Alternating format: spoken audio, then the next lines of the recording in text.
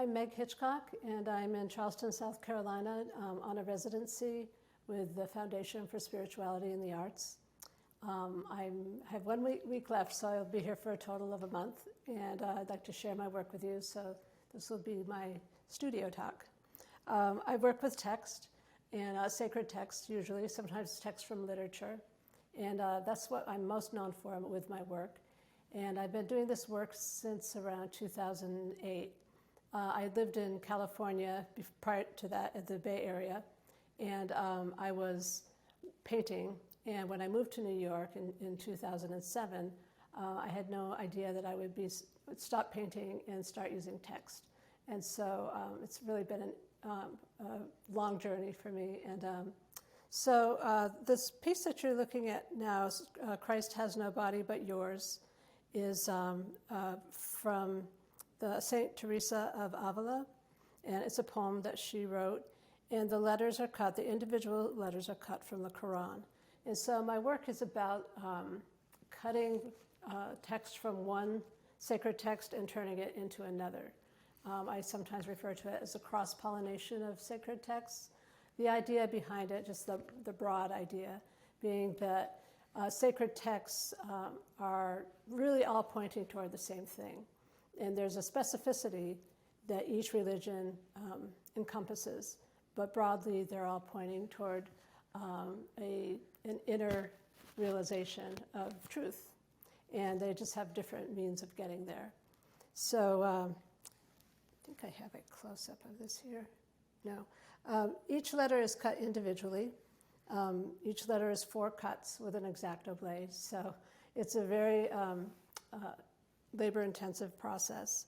This piece, Amazing Grace, the letters are cut from the Bhagavad Gita. So Amazing Grace is a hymn, from a Christian hymn that I think everyone knows, and it's one of the most beloved Christian hymns. And it's all about the grace of God, the Abrahamic God. And the Bhagavad Gita is about the grace of Krishna, the Hindu God. And so I often have a parallel between the two texts where I bring them together, and they're pointing toward the same thing. And I do have a detail of this. So you can see that each letter is cut separately. And in this case, I used a series of Bhagavad Gitas. I didn't use just one. So the yellowing in the paper has to do with the acidic content. They're all used books. I like to use sacred texts because I feel like they've been used, and the faith, the devotion, the love, and the fears and tears of the people that read these books are in the pages. I feel like that in a used sacred text, that it holds the energy of the devotee. So yeah, some of them just are older and they have more acidic content. And as they get older, as they age, the pieces also get a little more yellow over the years. So you can see that I literally deconstructing sacred text and then reconstructing them to turn them into something else. This piece is one of my major pieces, and I'll just talk about size because I don't have any of the size written here. This piece is 30 by 22 and a half. I have some pieces, most of my pieces are between that size and 14 by 11. And then there's some that went larger, but as you can imagine, they take a long time to do when they get really large, and so I like to keep them on the smaller side. This piece, I thought I'd talk about my process with this piece because it was so labor-intensive. This piece is called Shunya. Shunya is the Hindu word for emptiness. The piece, if you read the piece, it's the Vijnana Bhairava Tantra, which is a Hindu text. And it's the piece in its entirety. It's a conversation between Shiva and his wife Parvati, or Shakti. And he's basically mansplaining to her the nature of reality. And she's sitting there nodding, and I can see her sitting there with her arms crossed listening because she knows the whole thing. She knows the whole story. She's the other half of Shiva. So it speaks to the yin and yang of the male and female, and which in some ways all of these texts do. And so the letters for this were cut from the Torah. So yeah, a little about my process. In this particular piece, I start at the bottom and I weave my way up to the top until it's finished. And it's one long continuous sentence. There's no spaces, there's no punctuation, which makes it very difficult to read. Not impossible, but my objective is not so much about reading it. I don't care if people come and try to read it. I'm more interested in people coming and just picking little phrases out, because these sacred texts are very beautiful. They're poetic. They're pointing to something that's divine, that is above or beyond words, and they're trying to apply words to it. So they're really wonderful to pick out these words. And here I have a detail which here's two details where everyone that comes to it is going to pick something different out, and that's what I love. Also, let's see,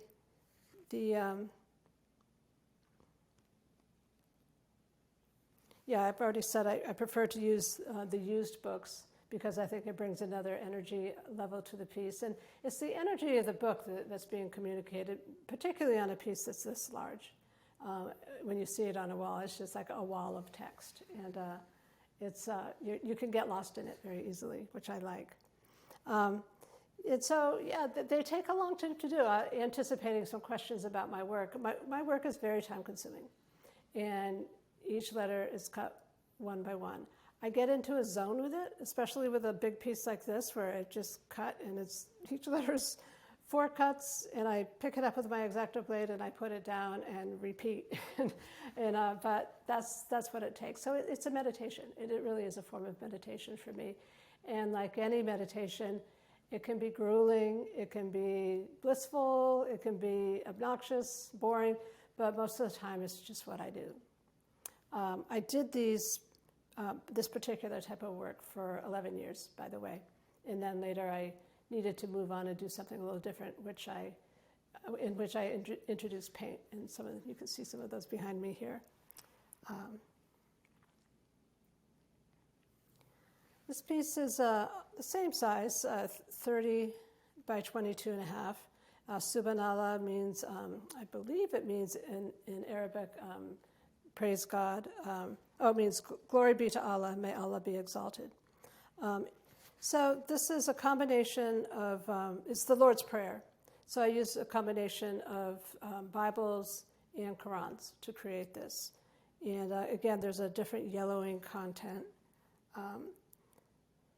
These pieces that are really hyper-geometric, I sketch out ahead of time with a compass, and I measure it out so that it's more or less perfect. If I just started doing it without all the lines, I would get really lost. But a lot of the work, I just start putting letters down, and they go where they want to go. So I have a little bit of both there. In the center of this one, I have the Lord's Prayer, and it's stacked. So I did that in a lot of my later work, where you can see there's sort of the cast shadow in the center circle. The letters are stacked on top of each other. There can be as many as a 1/4 inch, so 6 or 7 stacks. Obviously, you can't read what's underneath, but I still put the prayer in there. It's there even though you can't read it. So it really is, a lot of this is just meditative and transformative work, transformative for myself. This piece is, unfortunately, it's a timely piece. I did it in 2012, but because of recent events with Salman Rushdie, I sort of revisited it. It is the Surah 99 from the Quran, and the letters are cut from the Satanic verses. I think I have a detail. Yeah, here's a detail. In the center, I wrote it's a Muslim prayer over and over. So this piece is 108 mantras. The mantra is Om Mani Padme Hum, and that is the Tibetan Buddhist mantra. My husband and I made a trip to Tibet in 2015. We went for the specific purpose. We went to the far west of Tibet, drove across the country. It took 3 days to get there, but we were doing a pilgrimage to Mount Kailash in the west. And excuse me. So we hiked around the mountain. It wasn't a difficult hike, but it was at an elevation of 14,000 feet. The highest point was 14,000 feet, so that made it really difficult. But it was really meaningful, and we traveled. You can't travel in Tibet by yourself. You have to have a guide. And so we had a guide, and it was just the two of us, and then another European man joined us for a while. Anyway, we traveled with Tibetan Buddhists, and they say Om Mani Padme Hum all the time with prayer wheels, and it was really an experience to hear that in everyday life. Just walking down the street, you hear people saying Om Mani Padme Hum, Om Mani Padme Hum. So when I got back, I did a bunch of series with that theme, or with that mantra. And in this particular one, here's a detail, the green threads are taken from a Tibetan, the prayer flags that I stole from the top of the mountain. And I cut them up. They're very faded and weather-beaten. But you can see the little piles of letters is the mantra, Om Mani Padme Hum. The letters are cut from the, what was it, the Quran, yeah. And they're made to look like mala beads, or which is basically the equivalent of the rosary. So they're made to look like little beads.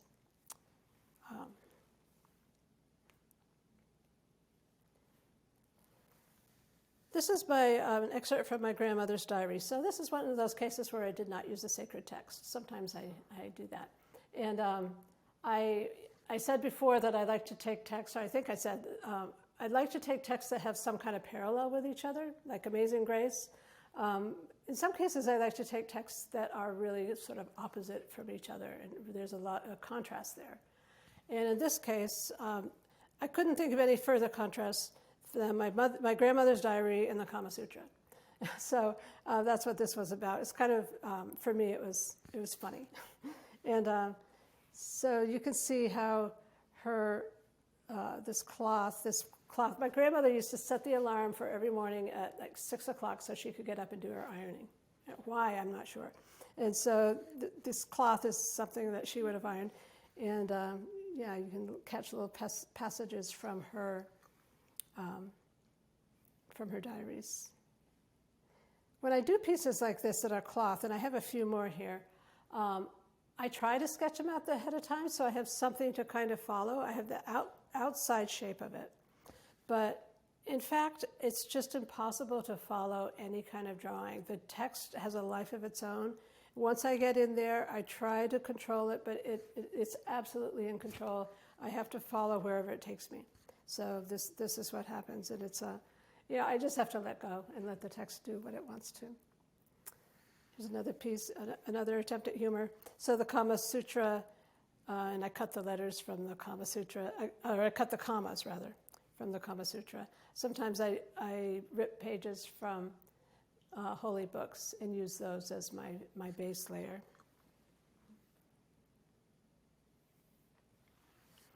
"72 Virgins."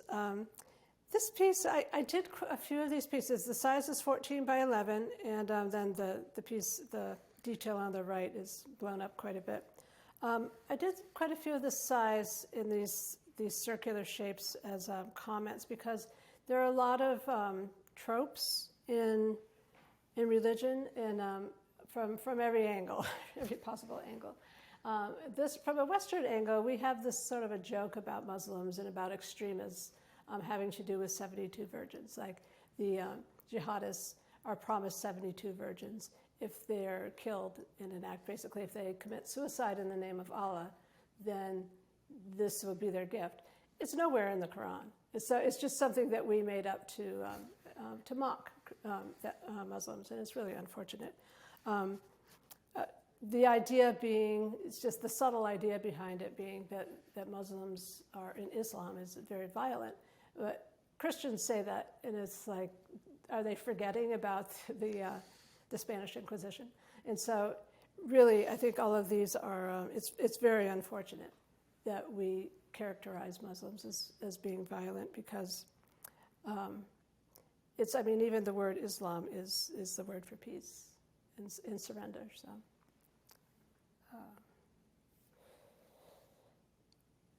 This was a piece, sometimes people ask me if my work is controversial or if it's ever offensive, and the answer is yes. Not too often, because I live in New York, so it's pretty liberal.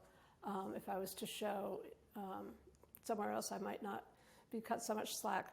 This is one of those pieces that I've received a little bit of pushback for. So it's the lyrics to What a Wonderful World.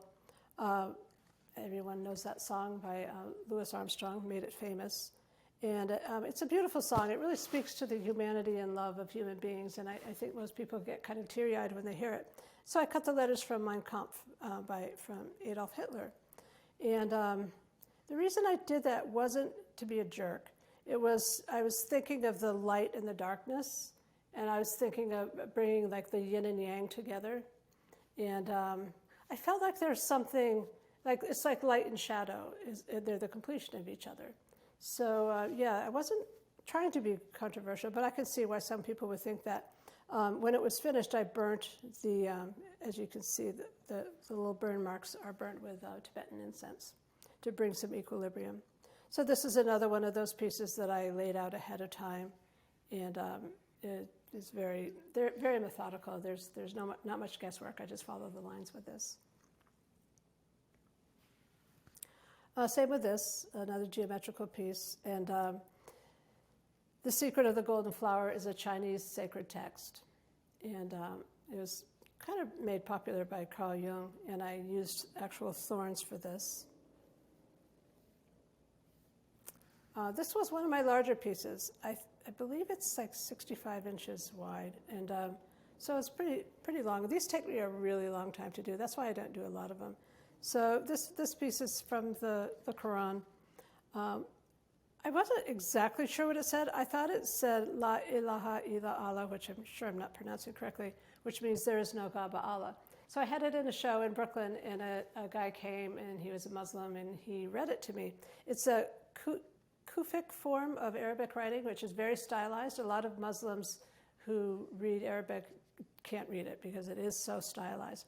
But this guy was able to read it, and he told me what it said, which is what you see here.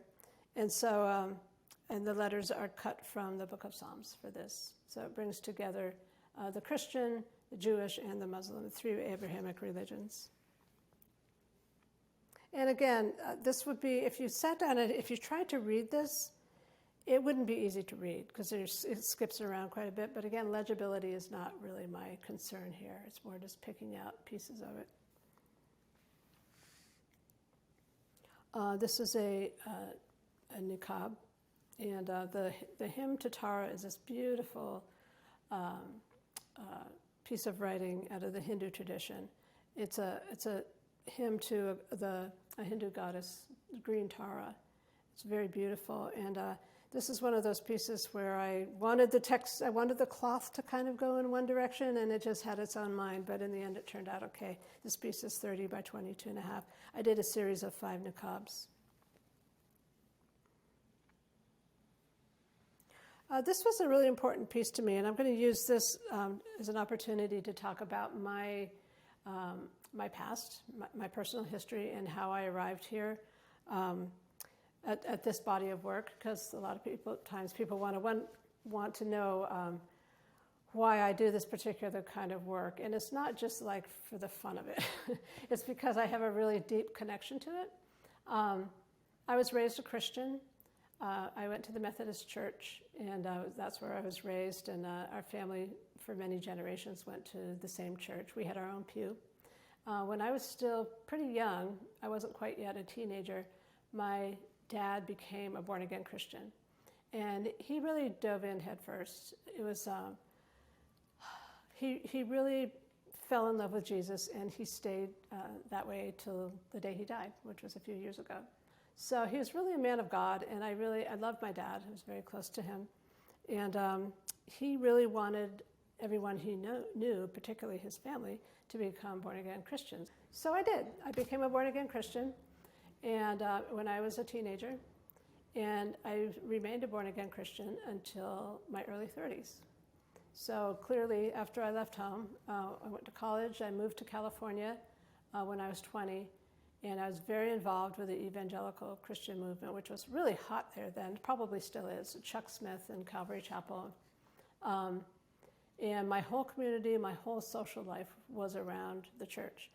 But inside, as I got a little older and I was away from home for a while, I realized that there's some kind of cognitive dissonance going on. I was just starting to feel like I needed to examine if I really believed this.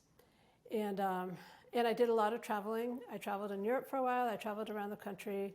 I lived in Texas for a while with my sister. And I started to feel like this wasn't my truth. I talked to people, and the reason I felt it wasn't my truth wasn't because I didn't think Christianity was a good religion. I just felt that it wasn't the only way. Here, I have a detail of it.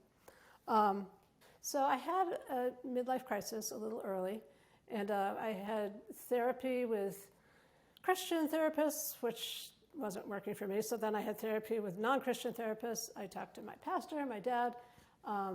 I finally realized after about 5 years of non-Christian therapy that I wasn't a Christian because I didn't accept that Jesus was the only way. By the time I was able to actually say those words to my family, it was in my early 30s, around 32. And it was difficult. I knew it was hard for my dad, this piece, the Nicene Creed, is all about what Christians believe. And so when I did this piece, in which I start in the top center just to the left, I start there and I just keep working my way in. I think I went through the Nicene Creed about 17 times before I was finished. So by the time I get to the middle, I wrote, and the letters are cut from the Upanishads, which is a Hindu sacred text. So it says all is Brahman, which is their belief system. So that's a little bit of my history. And so when I did leave the church, around the age of 32, I started to read sacred texts. And they really spoke to me with a freshness that I wasn't able to get from the Bible. And I started collecting them.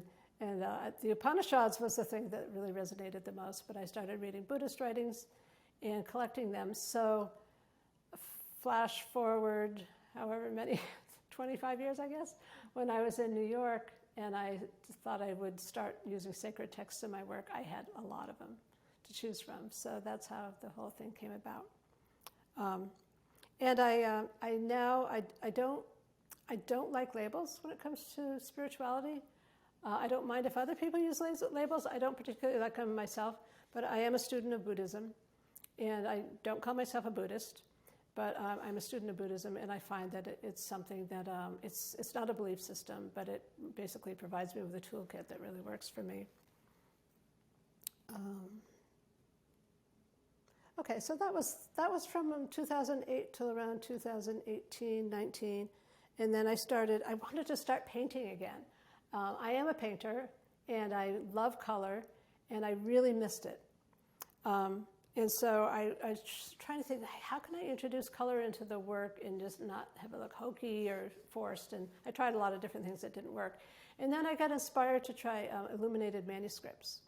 And here are a couple. I didn't do these, but these are a couple of examples of illuminated manuscripts from the Abrahamic traditions, which, by the way, illuminated manuscripts are always from the Abrahamic traditions.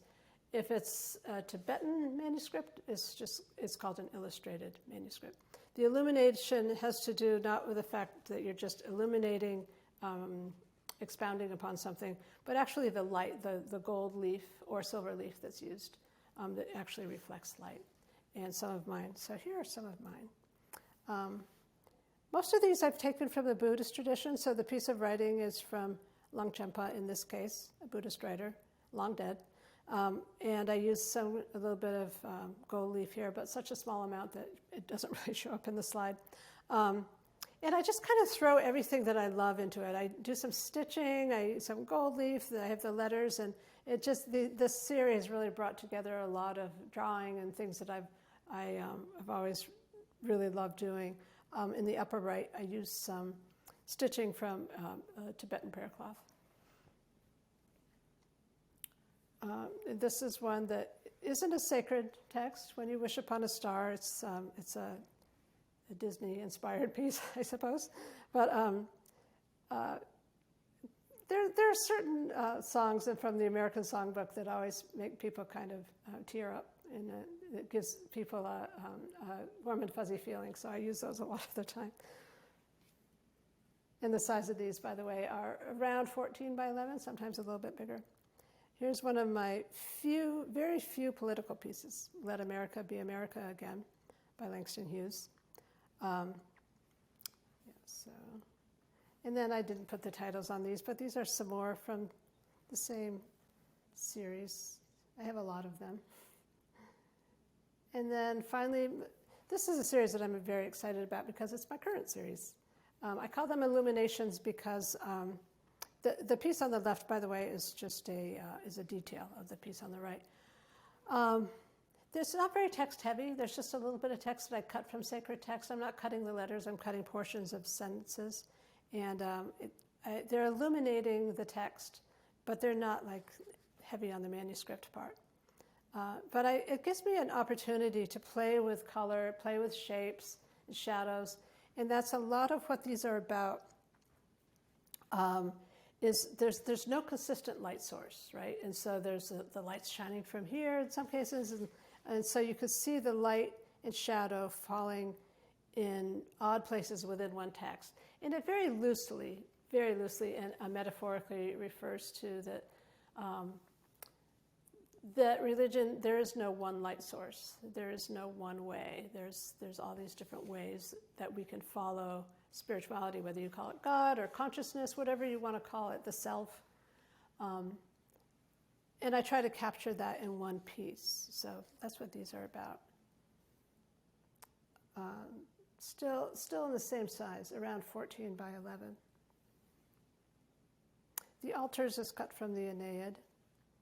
And there's a lot of drawing in these, which I've always loved drawing. That's the thing I've done since my earliest memories of drawing. So I do a lot of drawing, a lot of erasing. The erasing is really important to me. There's a famous drawing by de Kooning and Rauschenberg. I have a prompt here. And I don't know who erased what. Somebody did a drawing and the other person erased it. I just love that drawing. I love the marks that are left by it. And so I have a lot of erasure in my work where you can still see the drawing underneath, but it's not quite there. So there's just a lot of things appearing and disappearing. And I love that about my spiritual path anyway, that things come up and they're there and they really make sense to me and then they fade away. And, you know, it's just what I need in that moment, basically. I call these bodhisattvas, and they're portraits of bodhisattvas. A bodhisattva is a Buddhist term. It is a man or woman who has achieved enlightenment, who's awakened, but they make the decision not to move on into the Tibetan version of heaven, or the Buddhist version of heaven, until all souls have been saved or awakened. So I'm crossing some Christianity in with this, but so these are portraits of bodhisattvas, and I make them very playful, again, with the shadows and everything. I have these various light sources, but I make them playful because I find that Buddhism and really any religion tends to be very heavy, and it can get very serious, and I don't think it needs to be. I love the playfulness of these. So they are very loosely, as you can see, I mean, no one would look at this and say, oh, this is a portrait. It's certainly not a likeness. But yeah, they're bodhisattvas. What can I say? Portraits of bodhisattvas. And you can see the eyes in some of them. I left some eyes. And I think this is my last piece. So this is the Golden Flower. Again, it's a piece, this Secret of the Golden Flower is a Chinese sacred text. There's a mystical quality to the work, I hope. That's what I hope for the work, that it's pointing beyond itself to something outside of religion. Because I see religion as a cultural phenomenon. Okay? So it's a cultural thing, and the way I was raised is because of where I was brought up, and that's true of everyone. But ultimately, we move beyond the cultural differences, and we find a truth within ourselves. And we find that it's not really, it doesn't have to do with a belief system. It's more of an experience, a shared experience of the heart. And with that, I think that I am finished. I have a quote. I'm going to quote myself. This is from my artist statement that's on my website. The varieties of religious expression are based in their cultural differences, but spirituality is a shared experience of the heart. So that is my artist talk, and then if there are questions, I will answer those. Thank you so much, Meg. First, just an observation and a comment. The portraits of the bodhisattvas have a brilliance to them, not only because the light is from multiple sources, which convey an interfaith welcome, but they also seem to reflect many denominations. They are a portrait of the ebb and flow of evolving consciousness. That was with the bodhisattva portraits? Mm-hmm. Yeah, I really appreciate it when I have that comment, because it feels that's what my goal is. As an artist, you never know, but I like the idea of them being portraits of something, a spiritual aspect of a person. I don't know what to say. So that leads right into a follow-up question. Do you see your work as a tool to further your Buddhist experience? I don't want to say it will follow my Buddhist experience, because that's too label-y for me. It's my work with text, and actually my work as an artist. It follows. It is my spiritual practice in addition to meditation. It really brings me into the moment, and I've talked to other artists who say the same thing, that there's nothing like being in your studio and being really focused on a piece of work that brings you into the moment, and that's really what it's all about, is just being aware of what's going on in the moment. So the answer is yes, in an expanded sense. Oh, that's lovely, just seeing how the repetition of the work is its own form of mantra as a part of a spiritual practice in the work itself. Mm-hmm. How do you know when your work is done? What gives you the sense of a work feeling complete? Well, it used to be when I was just using text, I was finished when I put the last letter down. I don't have that anymore so much, and so it's hard as a painter. Sometimes I think something is done, like all these pieces that you see behind me on the wall. They are in theory done. That's why they're on the wall. But I find myself taking it down and doing a little thing here. So I guess it's done when they're photographed on my website and behind glass. Now, on the opposite end, would you speak more to how you start your process? How do you begin these pieces? That's actually part of the fun for me. When I was doing just the pieces that were just text, I would come up with a passage, which was a lot of reading. And I don't read sacred text from cover to cover. I don't think I've ever done that, but I find passages or chapters. And I find, as I'm reading, when I find something that I really like that passage, then the fun for me is doing the research to find what passage from another text would be a parallel to that. And then bringing those two together, and then figuring out what shape is appropriate. So it's a long process. With the painting, I just begin. The painting is a much more intuitive process. I don't have any kind of ideas ahead of time. I just paint. So.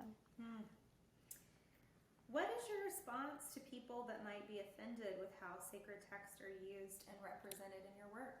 Yeah, that is a really good question. And I have had it happen, not too much, fortunately.